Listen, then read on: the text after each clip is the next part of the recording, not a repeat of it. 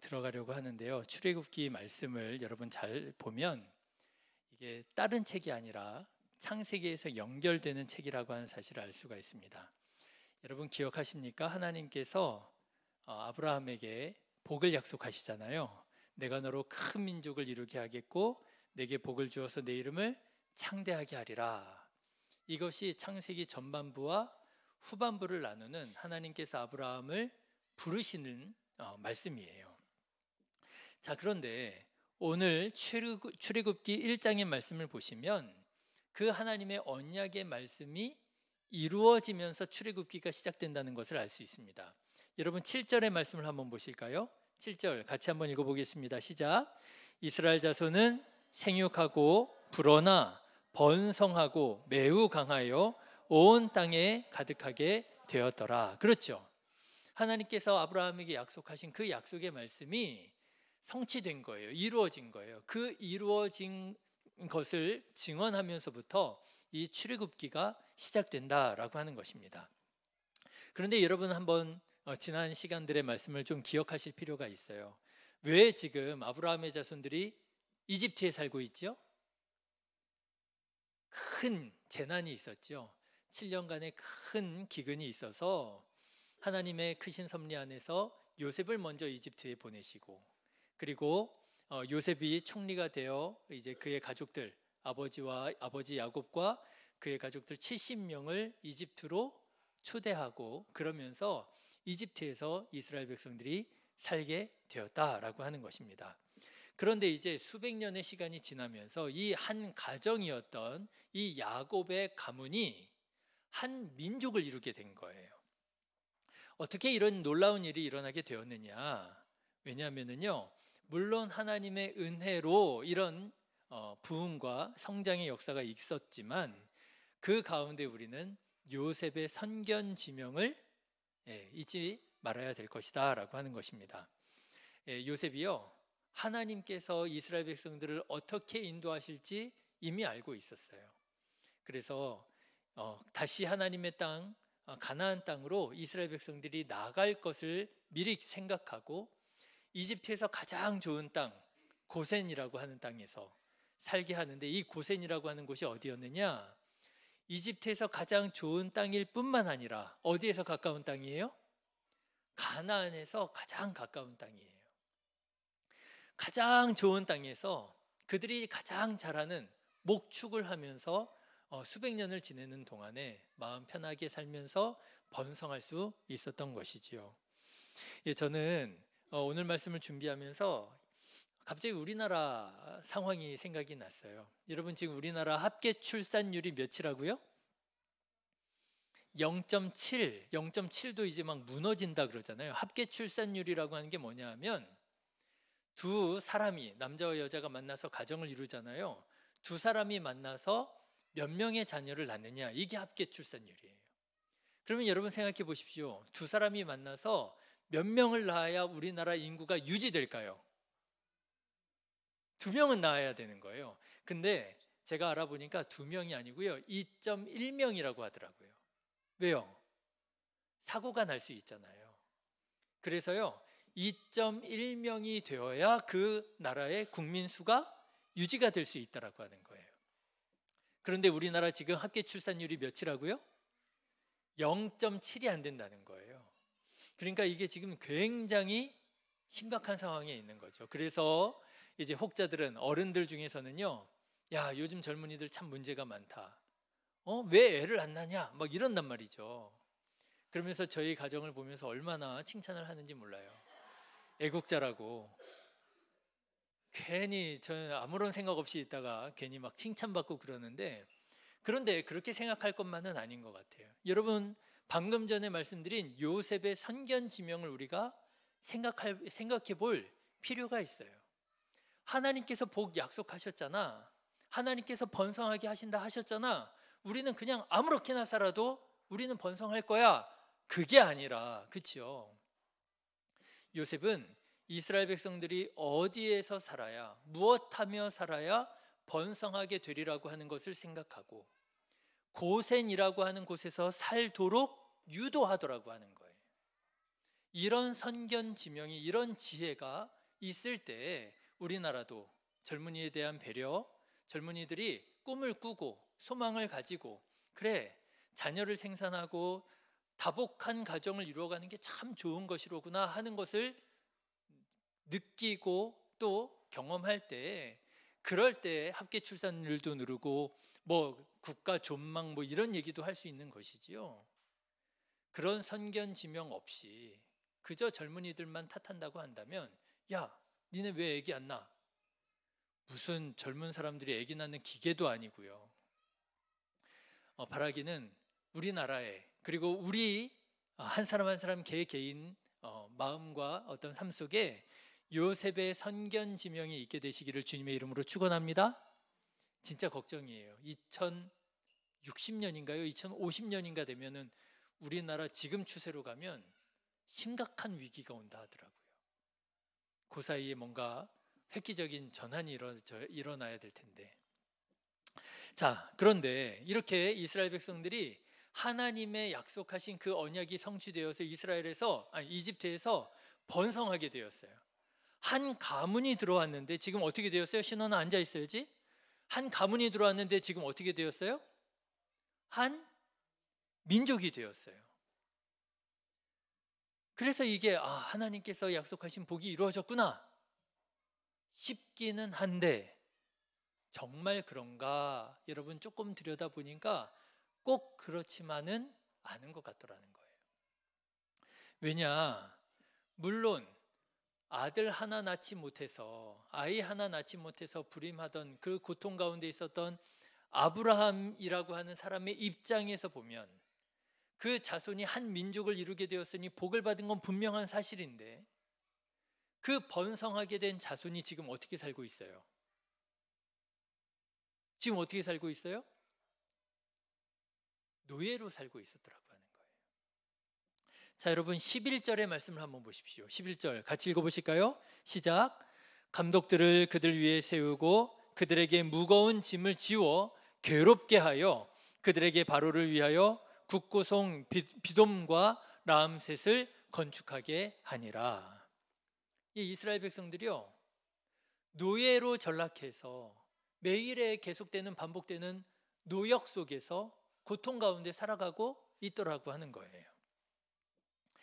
여러분, 원래 이스라엘 민족이, 원래 이 히브리 민족, 이스라엘 민족이 원래 이랬느냐?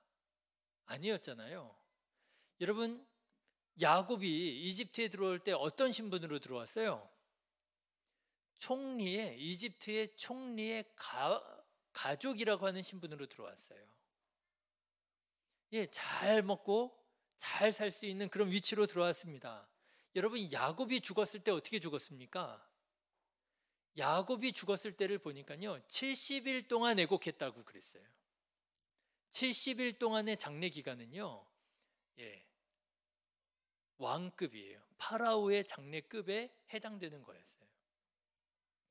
그랬던 이 야곱의 가문이 지금 수백 년이 지나는 동안 어떻게 되어 있어요? 그 사회의 최하층 계급으로, 노예로 전락해 있더라라고 하는 거예요. 어떻게 이렇게 전락하게 되었느냐? 오늘 말씀을 보면 그 여러 가지 이유를 찾을 수 있는데, 그 가장 근본적인 이유는 바로 파라오의 무지가 뭐예요? 무가 무슨 무예요? 없을 무. 지가 무슨 지예요? 알지. 무지, 파라오의 무지에서 비롯되어서 이런 일이 일어나게 되었더라고 하는 거예요. 자, 여러분, 무지, 지식 없음, 여러분 죄입니까? 아닙니까? 이렇게 물어보면 좀 어려우시죠? 이렇게 물어봐야 좀 대답하기 편하실 거예요. 모르는 것도, 여러분 모르는 것도 죄입니까? 죄가 아닙니까? 우리 장로님 단호하게 죄. 여러분, 모르는 것도 죄입니까? 죄가 아닙니까?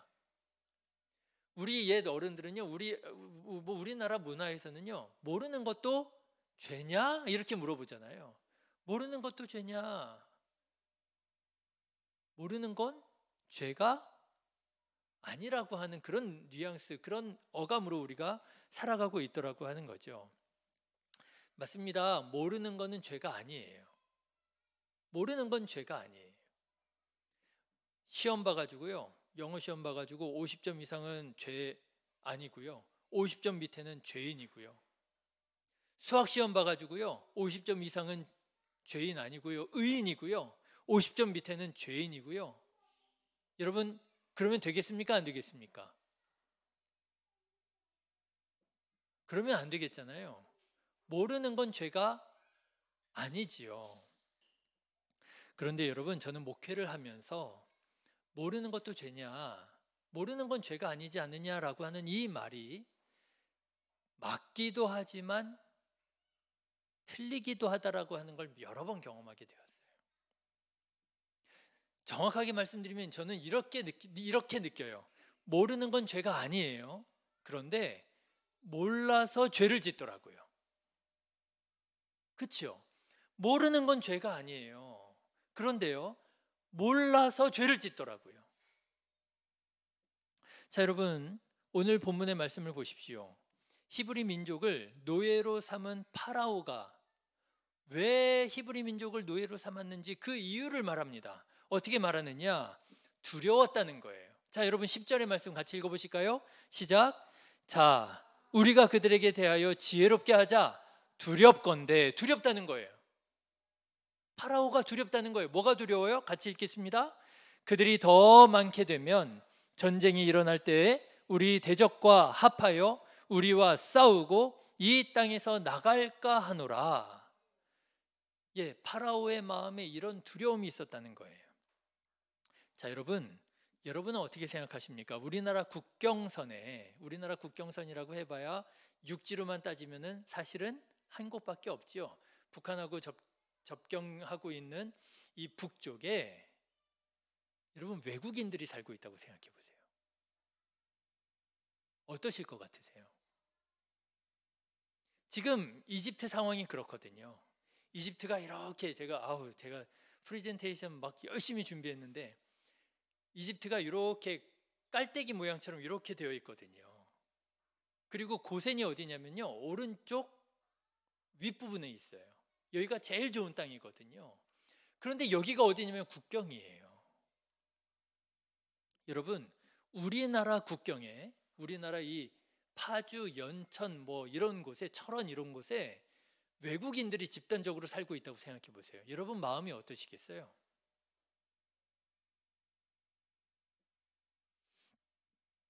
요즘 우리나라에 중국인에 대한 공포가 아주 이렇게 잠재되어 있습니다. 그렇죠? 산불이 일어났다 그러니까 중국인들이 불을 지르는 거 아니냐. 무슨 일이 일어났다. 야, 혹시 중국인들이 스파이 간첩 노릇하고 있는 거 아니냐.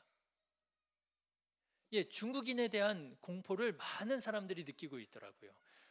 그런데 여러분 생각해 보세요. 우리나라는요, 중국인들이 북한 접경 지역에 사는 것도 아니에요. 그런데도 외국인들이 우리나라에 많이 들어와 있는 것을 두려워하고 걱정하잖아요. 그런데 여러분 지금 이집트 상황은 어떤 상황이냐면요, 접경 지역에 외국인들이 집단적으로 거주하고 있는 거예요. 그래서 여러분 파라오가 걱정하는 겁니다. 두려워하는 겁니다. 외국인들이 침입해 들어올 때 저 히브리인들이 문을 열어주고 오히려 외국인들과 같이 힘을 합쳐가지고 우리나라를 공격하면 우리 어떻게 되냐. 두려워한다는 거예요. 여러분 두렵겠어요? 두렵지 않으시겠어요? 두려우시겠죠? 그러니까 여러분 지금 파라오가 완전히 무슨 바보 미치광이가 아니에요. 여러분 이집트인들의 입장에서 보면 이 파라오는 해야 할 걱정을 하고 있는 거예요. 그래가지고 어떻게 하느냐. 그래서요, 이 파라오가 이스라엘 백성들을 노예로 삼고 그들을 반란을 일으키지 못하도록 학대하고 억압하는 정책을 펼치게 되었더라고 하는 거예요. 자, 그런데 문제는 어디에 있느냐면 바로 이 생각에 그 문제가 있는 거예요. 어떤 생각이요? 이스라엘 사람들이 그 반역을 일으켜가지고 외국인들에게 문을 열어주고 우리나라를 공격하면 어떻게 하냐? 라고 하는 이 생각이 어디에서 비롯된 생각이냐? 무지함에서 비롯된 생각이라는 거예요. 여러분, 지금 파라오가 걱정하고 두려워하고 있는 그 히브리인들이 어떤 사람이에요? 수백 년 전 이집트가 기근으로 망할 뻔했을 때, 그렇죠? 그때 이집트도 망할 뻔했어요. 그런데 그때 파라오의 꿈을 해몽해서 망하지 않게 하고 도리어 그 기근을 잘 대처해서 파라오의 권력을 강화시켜주고 이집트를 부국강병으로 만들어준 누구요? 요셉의 후손들이란 말이에요. 이 이스라엘 사람들이. 우리나라식으로 말하자면 이렇게 말씀드릴 수 있을 겁니다. 여러분, 임진왜란이라고 하는 국난을 극복하는데 가장 큰 공을 세운 누구요? 갑자기 잘 대답하네. 이순신이요. 여러분, 지금요 이 히브리 민족은 이집트 사람들에게 있어서는 누구 후손처럼 여겨야 되느냐면 우리나라식으로 말하면 이순신의 후손처럼 여겨줘야 되는 지금 그런 상황인 거예요. 그런데 이 파라오가 왜 이집트가 그렇게 어려울 때 이집트를 부국강병으로 만들어준 그 요셉의 후손들을 박해하고 핍박하게 되었느냐? 8절에 그 이유가 있습니다. 여러분, 8절 말씀 같이 읽어보실까요? 시작. 요셉을 알지 못하는 새 왕이 일어나. 그렇죠? 요셉을 알지 못하는 새 왕 때문에 그랬다는 거예요. 이집트의 그 재난을 재난 가운데에서 이집트를 극복하게 하고 파라오의 권력을 강화시켜준 그 요셉을 알지 못하는 무지한 파라오 때문에 이런 일들이 일어나게 되었다라고 하는 거예요. 물론 모를 수 있습니다. 모르는 건 죄가 아니에요. 모를 수 있지요. 우리는 우리나라 역사 속 모든 유인들을 다 알고 있나요? 모를 수 있지요. 그렇지만 파라오가 히브리인들이 요셉의 후손인 줄을 모르고 심지어는 요셉이 누구인 줄도 모르고 나름 잘한다고 하는 일이 선한 일이 아니라 죄악된 일을 하게 되더라고 하는 거예요. 언제요? 무지할 때예요. 모르는 건 죄가 아닙니다. 근데 모르니까 죄를 짓게 되더라고 하는 거예요. 모르니까 쓸데없는 두려움에 사로잡히게 되고요. 모르니까 쓸데없는 두려움에 사로잡히게 되니까 아무런 문제도 일으키지 않는 히브리 사람들을 핍박하고 억압하는 죄를 짓게 되더라고 하는 거예요. 여러분, 제가 오늘 사실 PPT를 급하게 준비하게 된 이유가 여기서부터 있어요. 자, 여러분, 성경 말씀을 한번 잘 보시면 좋겠는데요. 성경은 이 사실을 우리에게 대비적으로 보여주고 있습니다. 자, 여러분, 성경책을요 이렇게 손가락을 끼워서 한번 비교해 보면서 보면 좋겠는데, 여러분, 창세기 41장을 한번 손가락을 끼워서 한번 넣어 보십시오. 창세기 41장. 그 사이에 저는 되는지 안 되는지. 신혜야, 이거 왜 미러링이 안 되니? 창세기 41장 33절의 말씀을 한번 보십시오.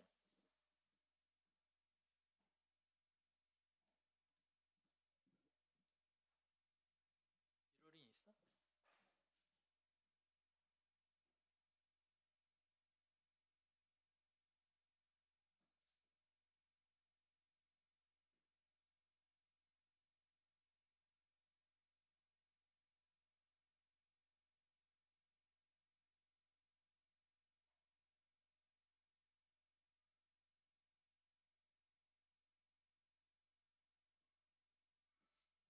어쩔 수 없죠.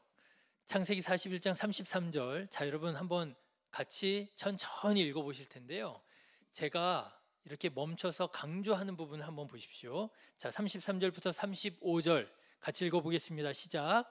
이제 바로께서는 명철하고 지혜 있는 사람을 택하여 애굽 땅을 다스리게 하시고, 바로께서는 또 이같이 행하사 나라 안에 감독관들을 두어 그 7해 풍년에 애굽 땅의 5분의 1을 거두되 그들로 장차 올 풍년의 모든 곡물을 거두고 그 곡물을 바로의 손에 돌려 양식을 위하여 각 성읍에 쌓아두게 하소서. 여러분, 요셉이요 7년 대의 기근이 있을 때 왕이시여 이렇게 하시면 극복할 수 있겠습니다 라고 하는 말이 바로 이 말이에요. 여러분, 제가 지금 강조하여 읽은 것이 세 단어가 나옵니다. 어떤 단어였어요? 지혜, 그 다음 감독관, 그 다음 성읍, 이렇게 제가 이제 강조해서 읽어드렸어요. 자, 그런데 요셉이 제시했던 이 방법과 아주 유사한 방법이 오늘 본문 말씀 가운데 나옵니다. 자, 여러분, 출애굽기 1장 손가락으로 이렇게 넘겨보십시오. 창세기 41장 덮지 마시고요. 출애굽기 1장 10절 11절, 출애굽기 1장 10절 11절 우리 같이 한번 읽어볼게요. 시작. 자, 우리가 그들에게 대하여 지혜롭게 하자. 두렵건대 그들이 더 많게 되면 전쟁이 일어날 때에 우리 대적과 합하여 우리와 싸우고 이 땅에서 나갈까 하노라 하고 감독들을 그 위에 세우고 그들에게 무거운 짐을 지워 괴롭게 하여 그들에게 바로를 위하여 국고성 비돔과 라암셋을 건축하게 하니라. 어때요, 여러분? 비슷하죠? 7년 대기근이 있을 때 요셉이 왕이시여 이렇게 하시면 이 기근을 극복할 수 있습니다 라고 한 방법과 지금 이 이집트의 파라오가 야 이거 이스라엘 사람들이 이거 너무 많아지는데 두려운데 안 되겠는데 이거 어떻게 하지? 하면서 그들을 억압하고 압제하려고 했었던 방법이요 아주 유사해요. 그런데 똑같이 이집트를 위한다고 하는 일들이에요. 그렇죠? 똑같이 이집트를 위해서 지혜롭게 한다고 한 일이었어요. 그래서 똑같이 감독자를 세워서 똑같이 성을 세워 대비하자 한 일이었어요. 그런데 요셉과 요셉의 후손을 대하는 파라오의 태도는 완전히 달랐습니다. 자, 여러분 41장 이렇게 손가락 넣어 계시죠? 41장, 창세기 41장으로 다시 한번 넘어가 보세요. 파라오가 이 요셉의 말을 듣고 어떻게 하느냐? 요셉을 높여줍니다. 요셉의 가족을 선대합니다. 왜요? 요셉을 알아보았거든요. 자, 38절 말씀 보십시오. 창세기 41장 38절 39절 같이 읽겠습니다. 시작. 바로가 그의 신하들에게 이르되 이와 같이 하나님의 영에 감동된 사람을 우리가 어찌 찾을 수 있으리요 하고 요셉에게 이르되 하나님이 이 모든 것을 내게 보이셨으니 너와 같이 명철하고 지혜 있는 자가 없도다. 그치요? 요셉을 알아봅니다. 너 같은 자가 어디 있겠느냐? 그리고요 요셉을 그 자리에서 총리로 삼습니다. 그 결과 어떻게 돼요? 그 결과 파라오의 권력은 더욱더 강화되고 이집트는 기근 중에서도 태평성대를 열게 됩니다. 여러분 창세기 47장 20절 말씀을 한번 가보세요. 창세기 47장 20절 요셉을 알아보고 요셉을 총리로 등용한 결과 어떻게 됐느냐? 창세기 47장 20절 같이 읽겠습니다. 시작. 그러므로 요셉이 애굽의 모든 토지를 다 사서 바로에게 바치니 애굽의 모든 사람들이 기근에 시달려 각기 토지를 팔았음이라 땅이 바로의 소유가 되니라. 땅이 바로의 소유가 되니라. 그래서 여러분 제가 이렇게 지금 하나 작업을 하고 있는데 그걸 설교로 하기는 조금 어려운 부분이 있어서 설교를 못하고 제 준비만 하고 있는 게 있는데요. 이 성경의 역사를 연대기적으로 한번 정리를 제가 쭉 해봤거든요. 그러면 요셉이 이집트에 있을 때 파라오가 누구가 되느냐면요 센누세레트 3세가 됩니다. 처음 들어보시는 이름이죠. 센누세레트 3세라는 사람이 이집트의 파라오로 있을 때에 요셉이 이집트의 총리로 있었던 것 같다 이렇게 추정이 가능해요. 그런데 여러분 놀라운 사실이 센누세레트 3세 때 지방의 모든 권력이 나누어져 있었던, 그래서 파라오의 권력이 약화되어 있었던 이전 그 분위기가 완전히 바뀝니다. 센누세레트 3세 때 파라오의 권력이 강화돼요. 이게 제가 하는 말이 아니라 성경학자들이 하는 말이 아니라 이집트 학자들이 하는 말이에요. 센누세레트 3세 때 파라오의 권력이 강화되고요. 이집트는 절대 군주적인 그런 왕국 체제가 갖추어지게 됩니다. 성경하고 이게 맞아 들어가더라고요. 여러분, 요셉을 알아보고 요셉을 총리로 등용했던 파라오는요, 부국강병을 이루게 되고 파라오의 권력이 강화되는 결과를 낳게 됩니다.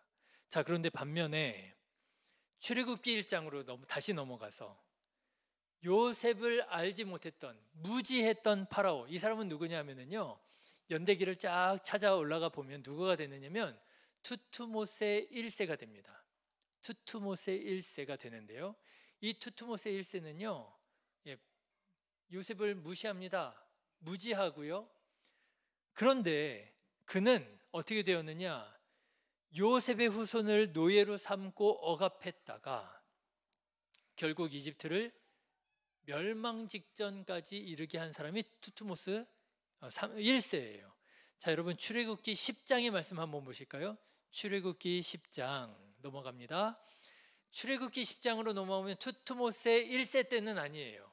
이때는 다른 파라오였습니다. 그런데 투투모세 1세의 이 무지함으로 인하여 그의 후대에 어떤 일이 일어나게 되느냐, 출애굽기 10장 7절 같이 읽어보실까요? 시작. 바로의 신하들이 그에게 말하되 어느 때까지 이 사람이 우리의 함정이 되리이까? 그 사람들을 보내어 그들의 하나님 여호와를 섬기게 하소서. 왕은 아직도 애굽이 망한 줄을 알지 못하시나이까? 10가지 재앙으로 인해서 이집트가 초토화가 됩니다. 몰랐을 때, 모르는 것도 죄냐? 죄는 아니에요. 모르는 건 죄가 아니에요. 근데 몰랐기 때문에 죄를 짓게 되고요, 그 죄의 결과로 거의 망하게 되는 처참한 결과를 낳게 되더라고 하는 거예요. 여러분, 아는 것이 중요합니다. 아는 게 이렇게 중요해요. 그래서 우리 선조들이 뭐라고 말했습니까? 배워서 남주냐. 요즘에는 또 이렇게 좀 패러디들이 많아져 가지고요, 배워서 남 줘야지 이렇게도 얘기를 하는데, 우리 선조들은 그랬잖아요. 배워서 남주냐. 배우는 거는 다 우리 자신한테 좋은 거 아니냐. 그렇죠? 또 우리 선조들이 뭐라고 그랬습니까? 아는 것이 힘이라고 그랬잖아요. 아는 것이 힘이라. 여러분, 아셔야 됩니다. 모르는 게 죄는 아닐지라도 아는 게 힘이에요. 아셔야 됩니다. 배우셔야 됩니다. 그런데 여러분, 신앙생활도 마찬가지입니다. 신앙생활도요, 아셔야 됩니다. 지식이 중요합니다. 배우지 않고 신앙생활 하잖아요, 이단에 빠집니다. 알지 못하고 신앙생활 하잖아요, 그 신앙생활이 건강하지 않습니다. 우리 알아야 되는데, 누구보다도 무엇보다도 누구를 알아야 될까요? 하나님 알아야 됩니다. 예수님 알아야 됩니다. 여러분, 너무 잘 아시는 말씀이죠? 호세아 선지자가 뭐라 그랬어요? 제가 읽어드릴게요. 여러분 한번 잘 들어보십시오. 호세아 선지자가 살아가던 그 엄혹한 시절에 호세아 선지자가 이렇게 탄식합니다. 내 백성이 누굴까요? 이스라엘을 말하는 거예요. 내 백성이 지식이 없으므로 망하는도다. 내 백성이 지식이 없으므로 망하는도다. 내가 지식을 버렸으니 나도 너를 버려 내 제사장이 되지 못하게 할 것이요, 내가 내 하나님의 율법을 잊었으니 나도 내 자녀들을 잊어버리리라. 여러분, 하나님 알아야 돼요. 하나님의 말씀 아셔야 됩니다. 여러분, 제가 이제 어느 정도 정리가 되면 주일 오후에 성경 공부할 거거든요. 이제 우리 학생들이 오늘도 승기가 어려운 곡인데도 이제 기타 반주 제법 잘하잖아요. 그죠? 집사님 오늘 현종이 왜 못 나왔어요? 아파서. 아우. 조금만 더 하시면 여러분 이제 우리 중고등부 밴드 이제 이렇게 딱 완성이 되는데, 이제 학생들 연습 자체적으로 하게끔 해놓고 어른들 성경 공부 이제 주일 오후에 할 거거든요. 여러분 신청하셔서 함께 성경 배우시고 하나님 알아가시는 저와 여러분 되시기를 주님의 이름으로 축원합니다. 모르면 망하는 거예요. 모르면 병드는 거예요. 몰라서 죄를 짓는 거예요. 그래서 호세아 선지자가 또 뭐라고 그랬는 줄 아십니까? 그러므로 우리가 여호와를 알자. 우리가 여호와를 알자. 힘써 여호와를 알자. 여러분 힘써 여호와를 알고 힘써 말씀을 알고 힘써 예수님을 아는 우리 성도님들 다 되셔서 여러분 신앙이 삐뚤어지지 않고 신앙이 병들지 않고 몰라서 죄짓지 말고 여러분 하나님의 말씀 따라 하나님의 거룩한 백성으로 변화되어져 가고 하나님께 영광 돌려드리는 우리 성도님들 다 되시기를 주님의 이름으로 축원합니다. 할렐루야. 기도하겠습니다. 좋으신 하나님 감사합니다. 오늘 출애굽기 1장의 말씀을 통해서 똑같이 이집트를 위해서 한다고 하는, 나름대로는 지혜롭게 한다고 했던 행동이, 하나는 이집트를 북극강병으로 이끌었지만 또 다른 하나는 이집트를 거의 망하게 만드는 악한 방법이 되었음을 우리가 보았습니다. 하나님 아버지, 우리는 이렇게 하나님을 알지 못하는 무지함으로 인하여 죄를 짓지 않게 하여 주시고 바라고 원합니다. 하나님을 알고